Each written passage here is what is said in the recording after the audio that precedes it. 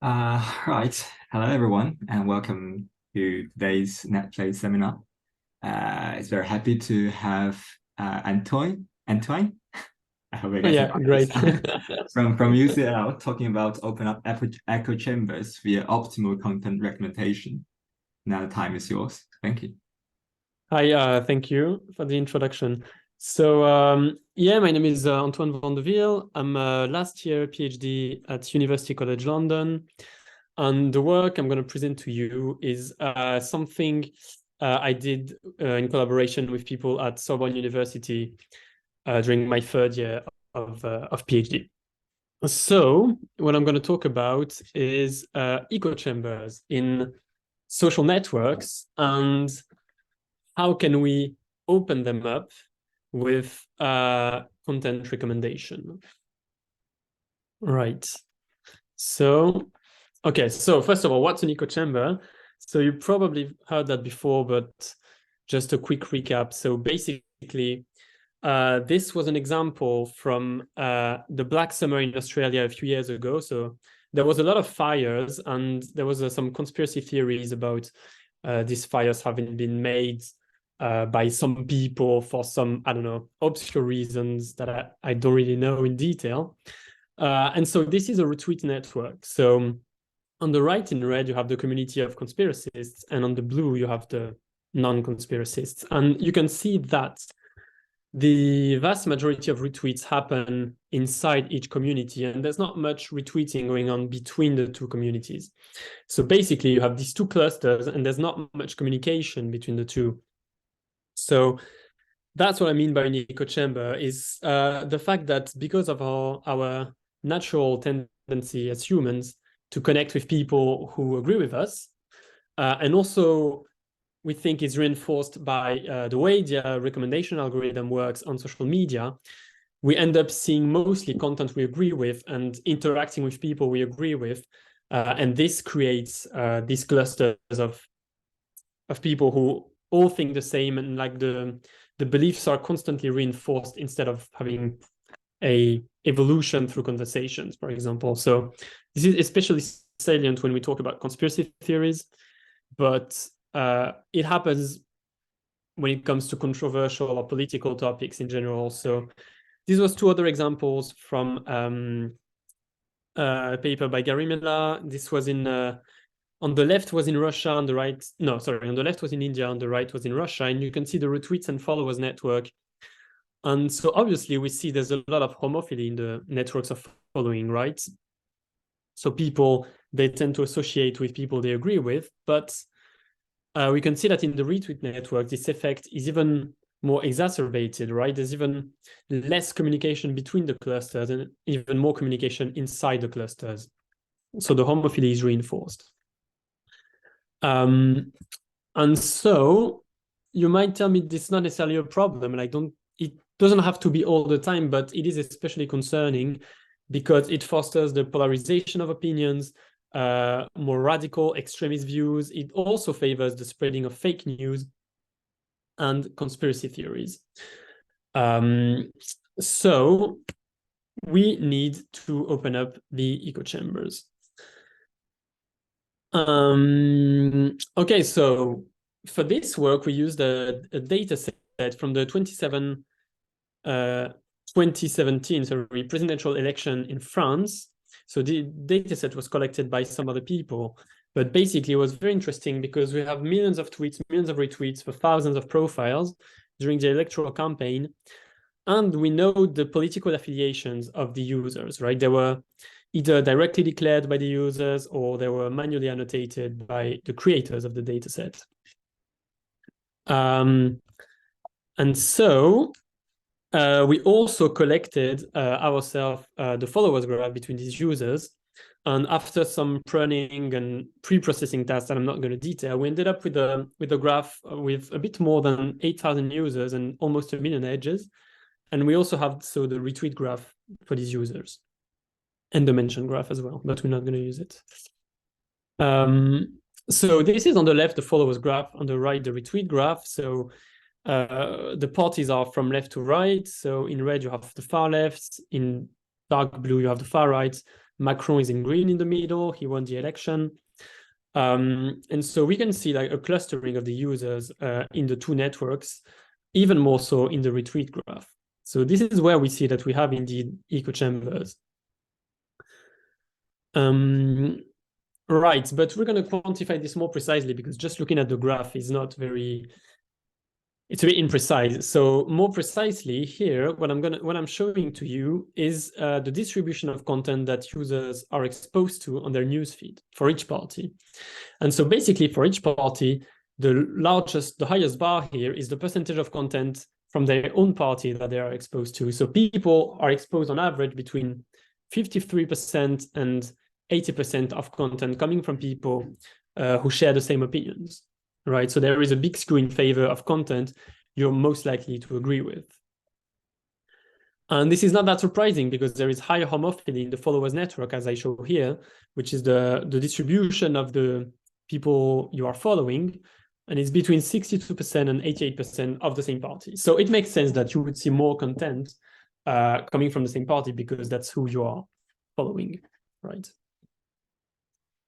And to quantify this exactly, the metric we're going to use is this metric of diversity. So what it is basically, it's basically some sort of an entropy of the newsfeed distribution for each user.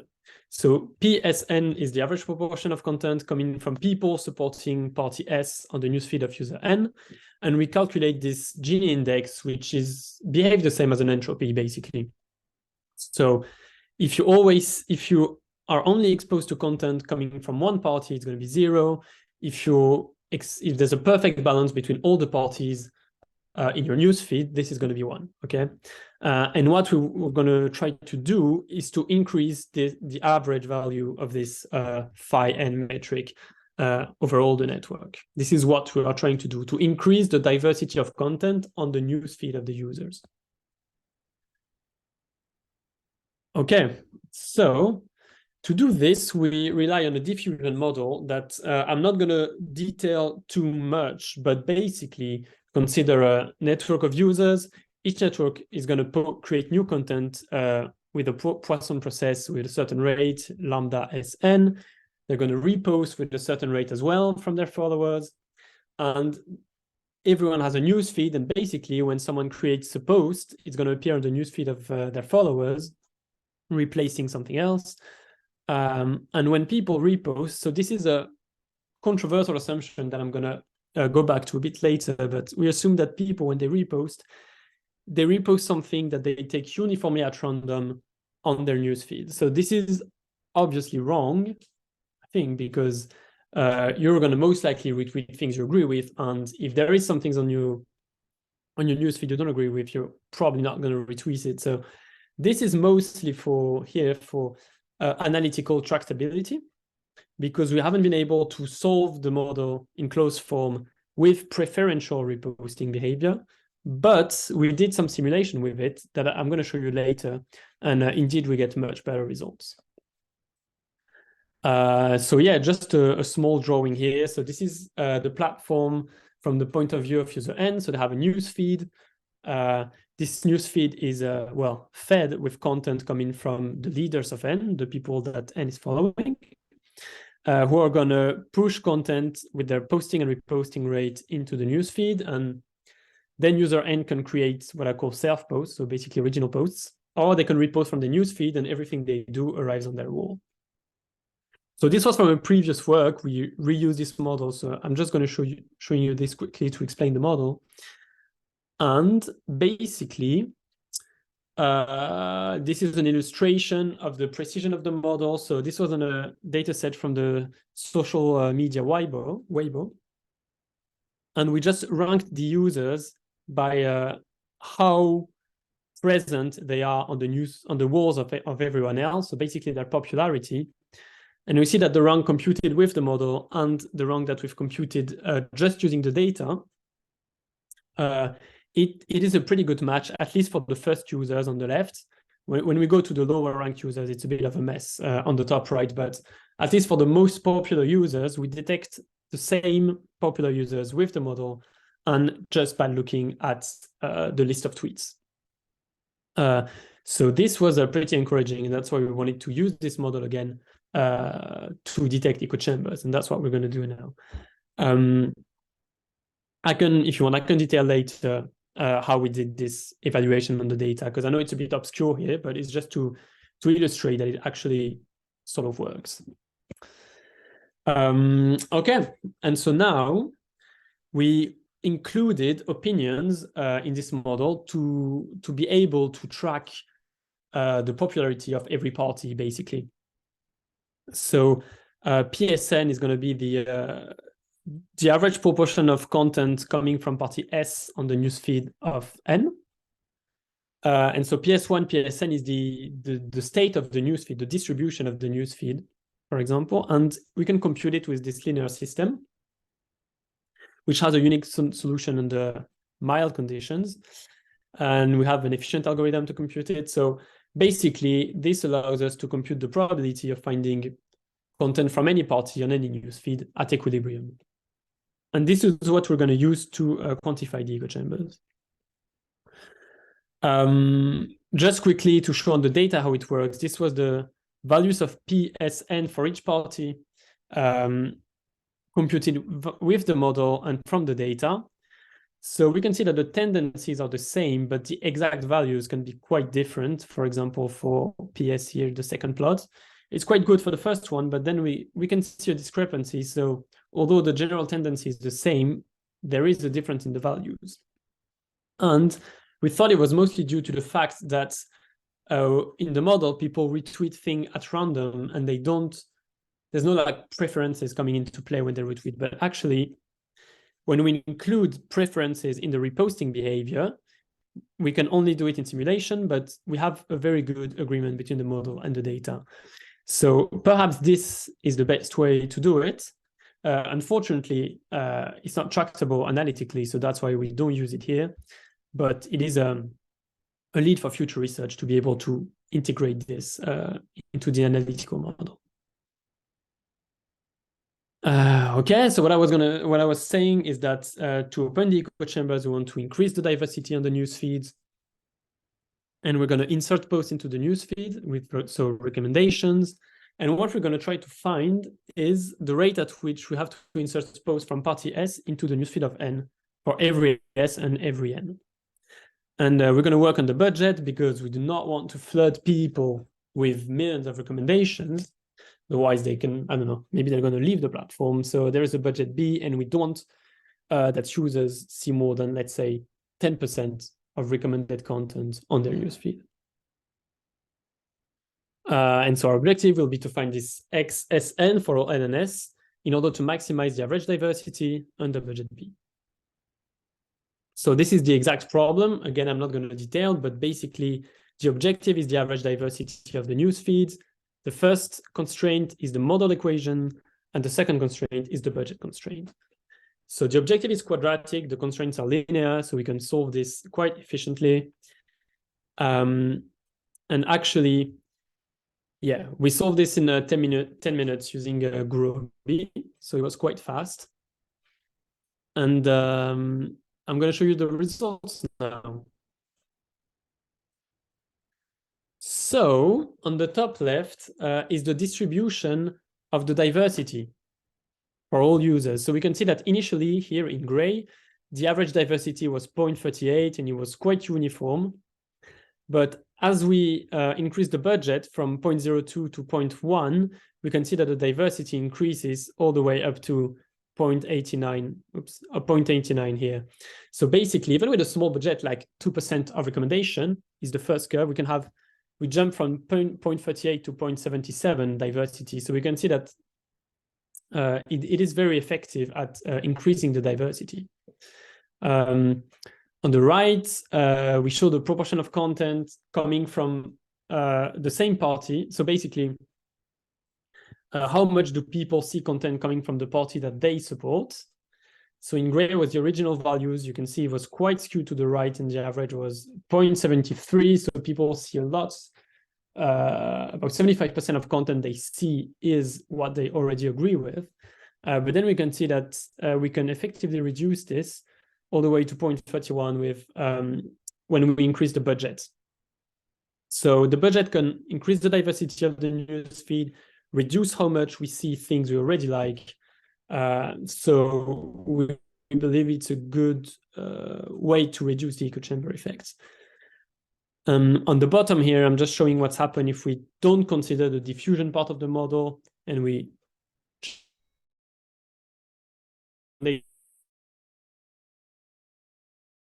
so it is very important to take into account the diffusion part of the model. And yeah, as we can see here on the top, so this is the relative change per budget unit. So basically, the more we increase the budget, the less effective increasing the budget is. So we don't need to put millions of budget, just a bit is going to do most of the work.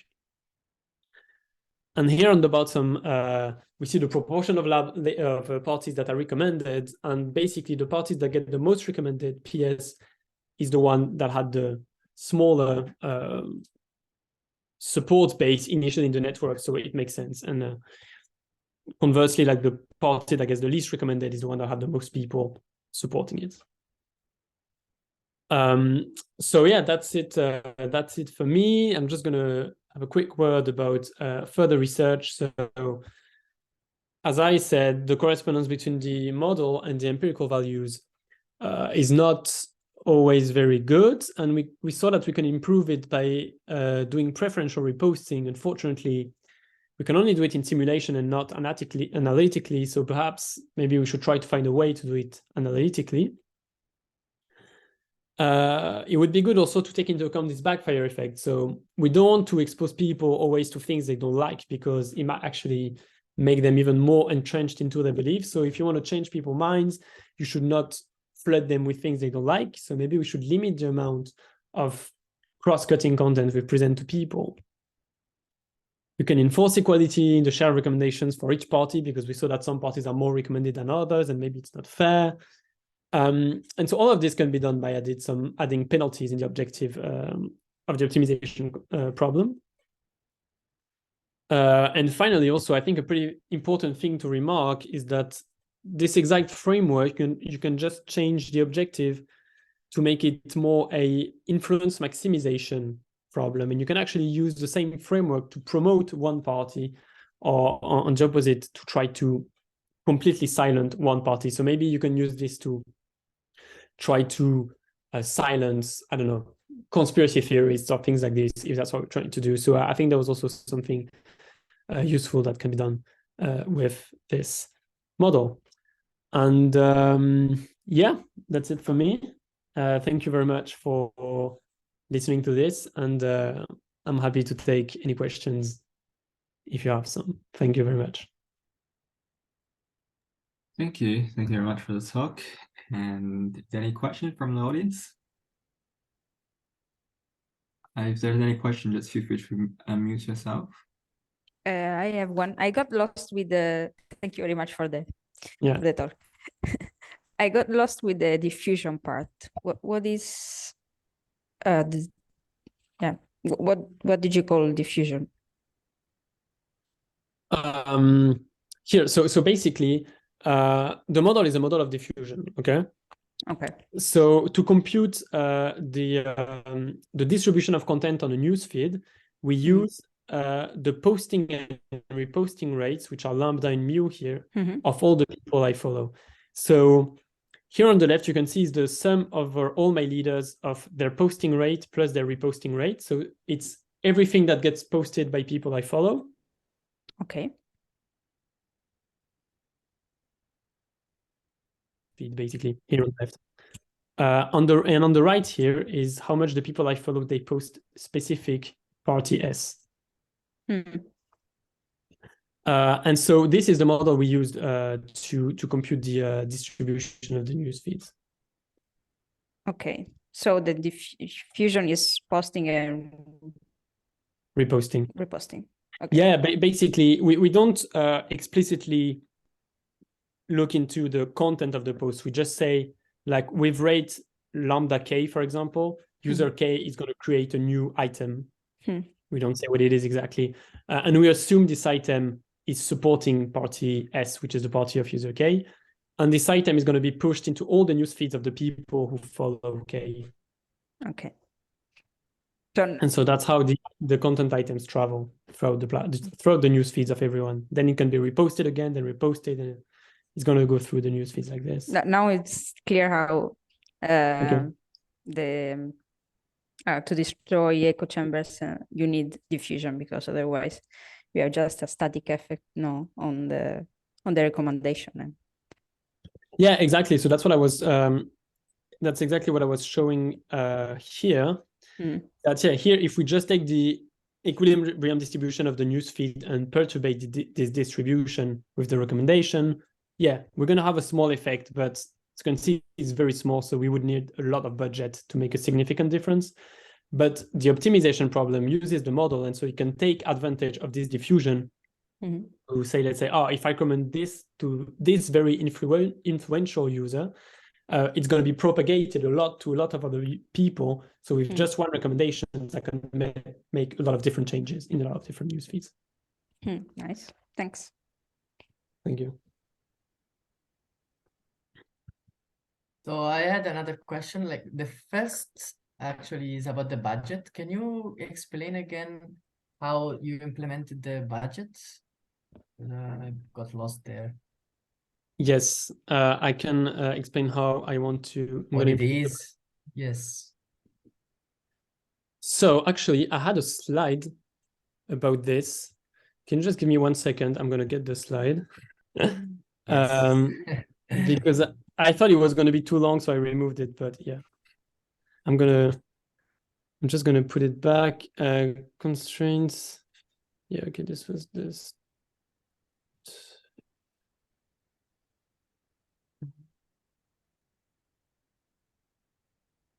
And yes, okay.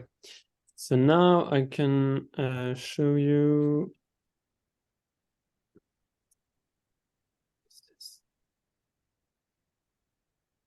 Okay, I'm going to share again. Sorry about that.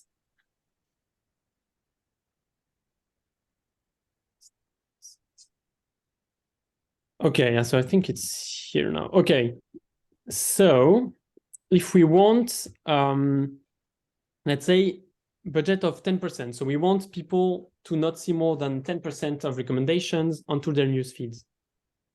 Okay, so this on the left is the total rate at which we're going to recommend on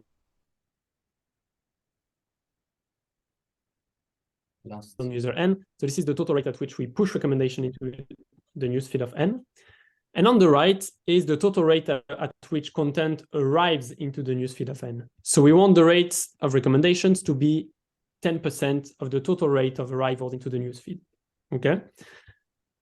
And why is this the total rate of arrivals? Well, the first sum is the rate of recommendations, like on the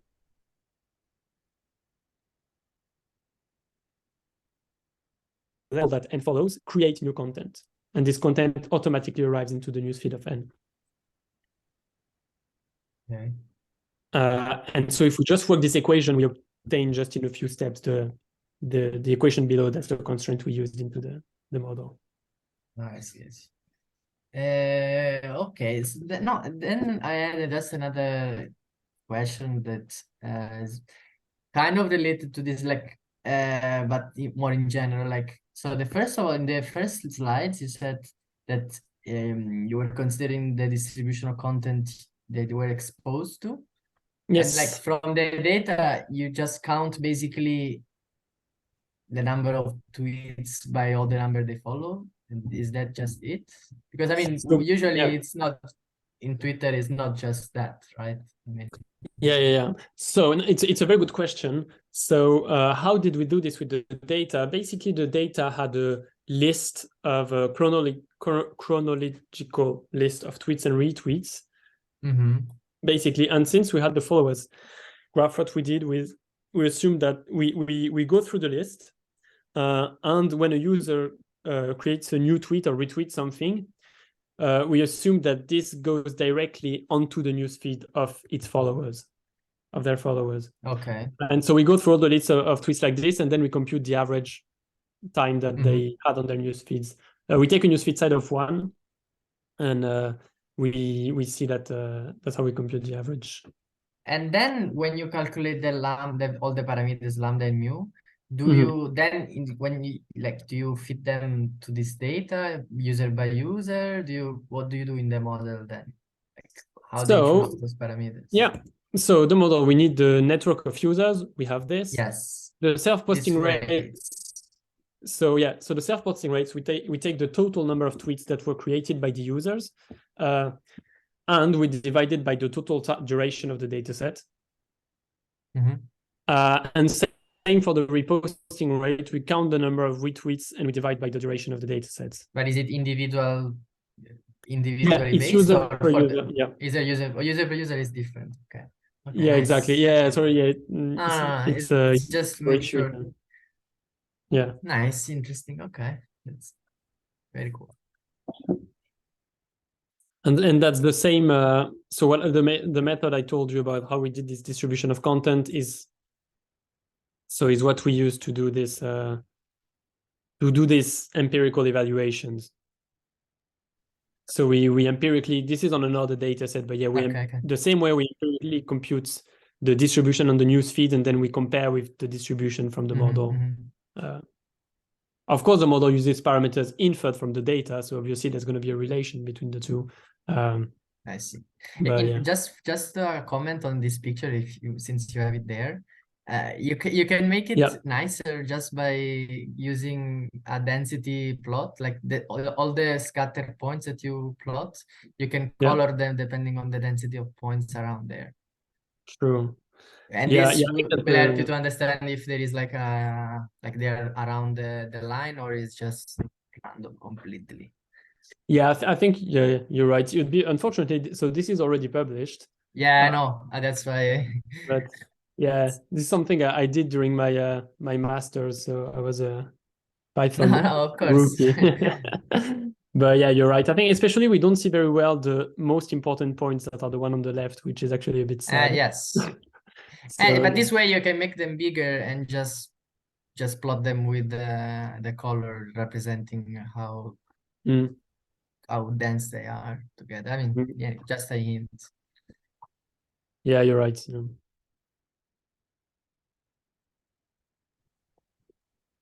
Are there any other questions? So if there's no question, maybe we can move forward to the second part of the talk. Yes. So I haven't done any slides, but so my question is, I wanted to talk to you guys about macroscopic versus microscopic research and how to find the balance between the two. So what do I mean by macroscopic and microscopic? So macroscopic research is going to be a very high level, like what type of direction do I want to take during my PhD? What is the sort of problem I want to work on? What is my final goal? What am I trying to prove? So this is quite general. And microscopic is more on the details. So, okay, I'm going to choose this model. Now I'm working on this equation. Now I'm looking at this paper, this data set. I'm trying to solve this precise math, a bit of mathematics that I'm struggling with. And so I wanted to know what was your experiences on that, because for me, it was a bit difficult to find a healthy balance between the two. Because I come from a math background. When I started my PhD, I knew I wanted to work on social networks, kind of opinion dynamics, this kind of thing, but I didn't have an exact research question in mind, okay? And so I started my PhD and I started playing around with, classical models like the Groot voter model, perhaps, these kind of things. I was playing around with this type of models. I was doing my equations, some plots, equilibrium state. I was very happy. And, I was doing this for a whole year. I did a paper, a short paper. I had beautiful plots. I was very happy. But then my secondary supervisor tells me after some months or after a year, tells me, okay, but what is your PhD about, actually? And I had no idea what to say. I didn't know what to reply. I was like, oh, but look, I did this plot, I did this equation. It's very cool. And he told me, yeah, I don't really care about your equations. I want to know what is the big picture here. Okay, what are you trying to solve? What is the goal of your PhD? And my first answer was like, oh, is to do opinion dynamics. I was like, okay, but that's not a research question. Like, okay, I want to do echo chambers. Then it was like, okay, it's a bit more precise, but it's still not a research question. And that's how I realized that it was difficult to exactly look at what I was doing from a higher point of view and to get a big picture of what I'm doing. And yeah, it actually took me, I think, 2 years a bit more than 2 years even, to settle on my precise final research question for my PhD. And even then, still in second year, I know I spent like a lot of months working on some precise model that I actually didn't even use in the end. So I think for me, it's hard to take a step back and to think about what I'm doing instead of just going straight into the maps and the details. So yeah, I wanted to know what was the experience you guys had with this kind of things, if it was a problem for you as well, or if it's super easy for you, maybe how do you manage it? Something, yeah.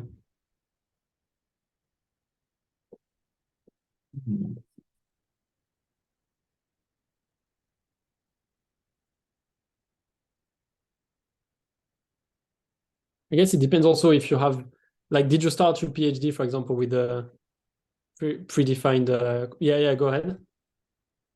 Thanks. No, it's a very good question, like very good topic, because I also started with one project. I was not sure I wanted to do my PhD on this project specifically. And then in the second year, I started another one with my second supervisor that came to my group, like only in the second year of my PhD. Mm-hmm. So at the beginning, I was working just with my first supervisor. Then my second supervisor entered the game and I started a project with him. They are totally different projects. Okay. And I need to do a thesis with those. But yeah, definitely. I mean, at the beginning, I think I think like you, I mean, at the beginning, I was working on a model with the equation stuff, but it was not a topic for a PhD, I think. I mean, just the model wasn't enough for a PhD. It's not a research question. And then the second project has more the shape of a real PhD project. I mean, we can do a lot of things on that, and I can actually publish more than one paper on the topic itself. Yeah. So I think it comes with time, but it's also a lot like due to your supervisor. And I think you were lucky to have a supervisor that make you the question, what is your PhD about? Because, well, I mean, it's very deep. Yeah. I mean, yeah. Maybe some people just make you do some work, random work. Okay, now we have this topic, you work on this topic, then we have this. Yeah, but they all fall in the complex system, big topic, no? Yeah. So I think you were lucky to have a supervisor that make you this question and make you think about it. Yeah, because I would have never thought about it, I think, otherwise. And then I would just have a collection of random papers. Yeah. So thank you for bringing out the topic. And so are you going to integrate this first paper into your thesis, or? Somehow I think I'll do, but okay. I understand that at the finish of the second project that I wanted to do more things on this second project, and that this can be a topic for my thesis. Okay. But probably I to add also the first one. I don't know. We'll see. I don't want to. That's I mean, because it will be very coherent without the first project, but then it's also, I mean, I spent 2 years on the first project because, and I don't want to trash it. Yeah, that's the I don't know. Yeah, that's the thing. You want what you did to matter. So that was for me as well. There were some bits that I didn't know how I was going to fit them, and I still don't know entirely, but I'm trying to find a way to fit them into the thesis because I want everything to be in there. Yeah, it's also a challenge and interesting challenge to try to join the 2 things and maybe find your research question by joining the two topic, because maybe it was there, but you just didn't see it at the beginning. Yeah, it's true, I think. Yeah, perhaps because you're so close to what you're doing, to your piece of paper, to your equation, that you don't really think about what is it exactly that I'm doing. Yeah, also why I'm ended up here doing this specific equation and stuff.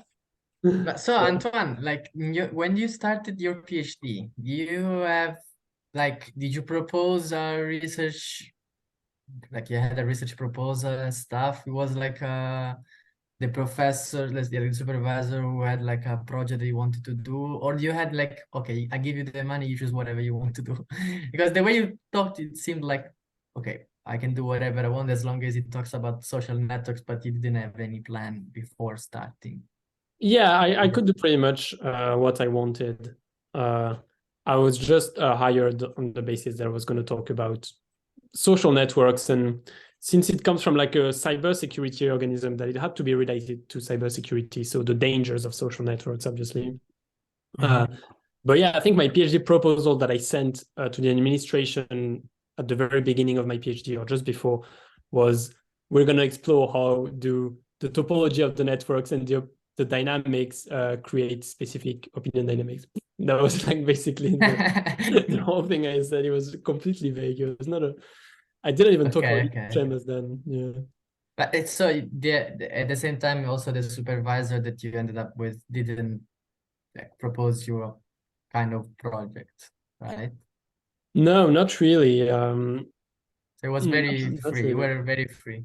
Okay, no, I just made some questions to understand, because every one of us, I think, has a different experience on this. Yeah. So, for example, in my case, I did the master thesis on the same topic I'm doing the PhD. And I based my research proposal for the PhD on the thesis. And because while I was doing the research for the thesis, the professor was telling me, oh, with this thing, you can do like 2 PhDs. There is enough material for... Wow. So, okay. And then I planned everything on that. So basically, for me, it was easy because I went to the professor saying, okay, I want to do this. And it was like, okay, we can... It was another professor, but also working on the same stuff. And so I had the first supervisor and the second supervisor were both doing things that were related to my project, and the project was already started. Okay. And it was like very, very clear. Yeah, so you already, So yeah, but I think it depends a lot on the professor as well. Like, because if I had to be like without a question in the beginning, it would have been very hard. And I suppose in that case, it would have been, it's not like your fault. What I'm saying is not your fault. It should have been the professor saying to you, okay, I can work on this, on that. Like the same way, I don't know, my experience when I did like the bachelor thesis, for example, it was like, when I go into the professor, I don't know what I want to talk about. I don't want to talk about like something applied with dynamical systems, blah, blah, blah. But he's the one that should give me proposals of something that I need to do. So this was what I wanted to say. I think, there was one last thing that I wanted to point out is that it's okay to work on other stuff. Like so in my case, I had the opposite situation than you had, because I already had the project very clear, but I wanted to do something else as well. Okay. So basically what I did is doing half the work for the thesis and half the work for other stuff. Okay. And I remember working on a project that I'm going to talk about at Complenet, and my supervisor was against it. Like not as in like it's not publishable. I mean, but he didn't see like, why are you doing this? Like, you're wasting time. You should work on the thesis. Blah, blah, blah. And still like you lost so long on that project, and you could have done this. You could have fit more into the thesis, but no. And in the end, these projects, I'm not putting them on the thesis. Okay. So like I have some papers that are not gonna be at all. I mean, yeah, but there are stuff that I wanted to do, and now they will be useful for my postdoc, and they were like based on this also. So you don't have to think about everything has to be in the thesis, how it's gonna be. As long as you have enough for the thesis, it's okay. Yeah. Yeah, I think it can also be good to have like a supervisor who's a bit more directive and tells you exactly what you should or shouldn't put into your thesis. So maybe it's easier to have a clear idea of where you're going. Yeah, I think it's like good. For me, it was easy to get, spread around between different ideas. Yeah, no, I agree. Yeah, and I will say that this is, I think, a very, very good and very important question, and I just clearly noticed recently. So my experience is more like so. First of all, my projects are not really like so several papers focusing on one specific question. It's not like that. It's more like each paper discuss a topic like scattering around the network size. Of course, they all fall under the umbrella of the dynamic process on networks. But in this paper, we do hypergraph. In that paper, we do epidemic spreading. In that paper, we do something different. So it's not spanning around one specific research question. And indeed, at the very beginning, first of all, okay, my supervisor didn't ask this question. And of course, because she was proposing, like, okay, this question could be useful, could be interesting, and she proposed some projects. And also, I have things to do in hand, right? So I was working on more this detailed, like how to solve the equation, how to check if the equations are right, do the simulation, make the figures, and it's very detailed work. So okay, everything goes on fine in the sense that the supervisor gives a very, very clear direction, and in the end, she already have a concrete idea which direction this paper should go, which journal we should publish, this type of things. So in the first 2-3 years, I mainly focus more on the technical details. Yeah. And so here's the problem comes when I fixed my postdoc position, and that position is with less mentorship, let's say. So it's more like you can freely collaborate with people. So I think, okay, now I'm kind of leaving the umbrella of my supervisor. Yeah. So I need to live on my own. Okay, I'm talking to people and like potential collaborators. There are some people I know, and we worked on similar thing previously. And actually, he asked me. So like several months ago, I had a discussion with a guy, and actually he asked me like, what are you going to do during a postdoc? What is your which direction, or what your research question you want to focus on? And I was okay. I'm okay. I'm like studying dynamic processes. I want to working on complex network, maybe inference optimization, but still this is not a defined research question, but more like a direction. Yeah. And now I'm kind of okay what I'm going to do after my PhD. This is becomes a major concern to me now, and I think I still need to really figure it out. But also, actually, in the end, my thesis will be more like a collection of several projects, although they all fall under the umbrella of the so let's say percolation theory and epidemic spreading, but they are not spanned from a single research question. So I think maybe this is not a problem, but and also I like Gab, I also have some paper which are not included in the thesis. So I think that part is fine. But it's indeed very, I think it's very important to know, to have the big picture, like what. Yeah, because it's so easy to get lost into the equation solving and technicalities, because I don't know, I think that's what a lot of us like to do and did during our studies. So, but then to choose what equation you're going to solve or what you're trying to prove globally is much more of a challenge, I think. Yeah, I totally agree. Yeah. I mean, I think during a postdoc, after the PhD, I think it's normal to do a variety of different things, right? I don't think people expect you to work on one single model your whole life.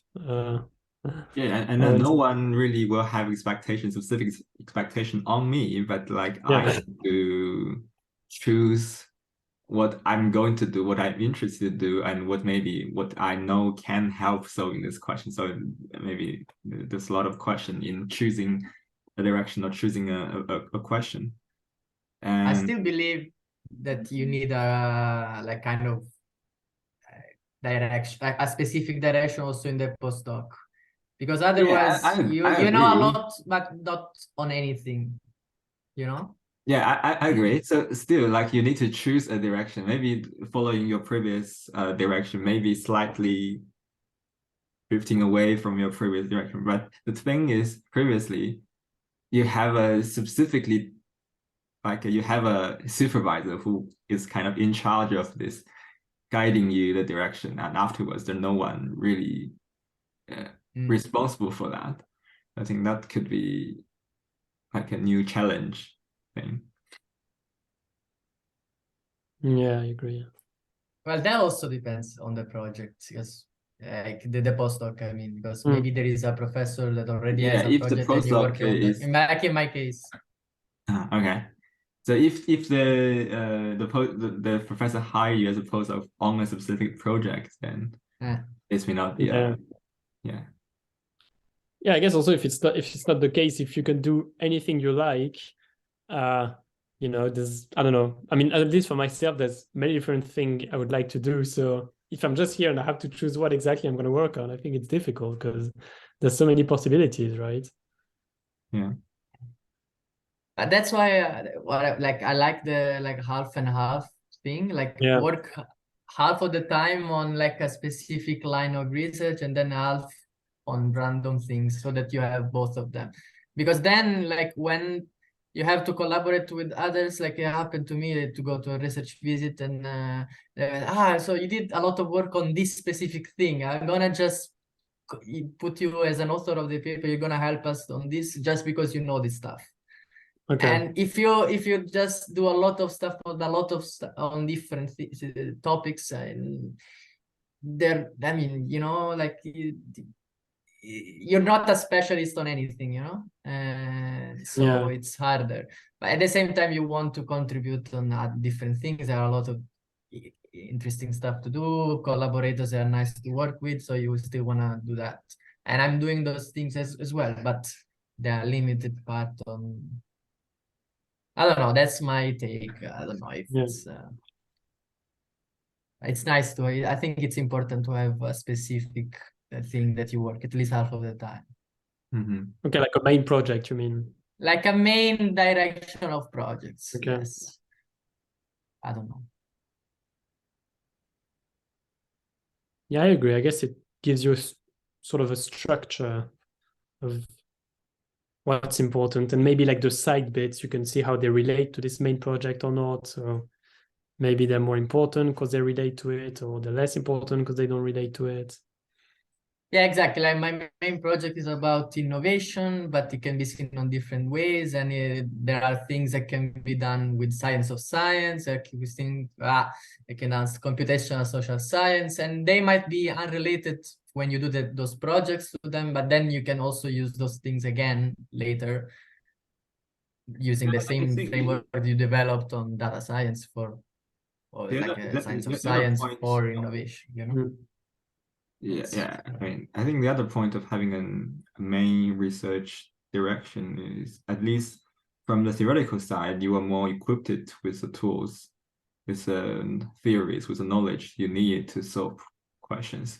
And if you choose a theoretical project in another area, and this is maybe something totally new, you need to definitely learning new techniques, new theories, a lot of new stuff coming out, and you may not be the expert in that area, so Yeah, a bit risky.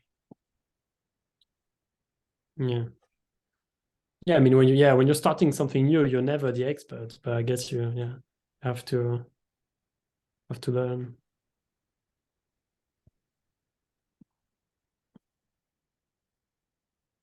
Anyone else want to share something?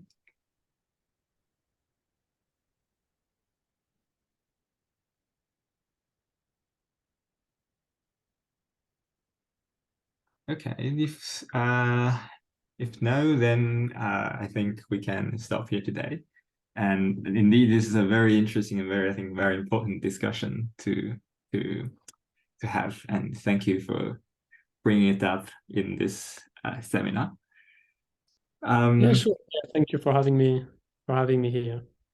So in the end, again, thank you very much for your interesting talk and this interesting discussion.